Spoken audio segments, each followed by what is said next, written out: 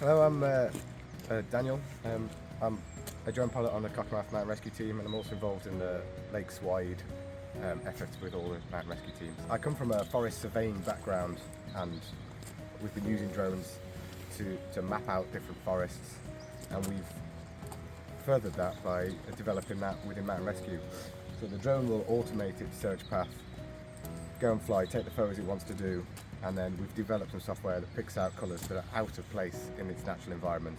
For example, this bright blue coat, and it will highlight those to the operator after the fact on a computer. That means we don't have to meticulously search through the images ourselves.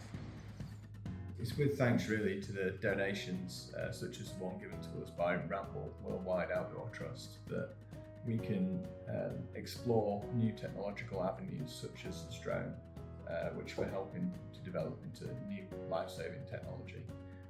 And all donations given to mountain rescue go towards helping keep people safe in the mountains.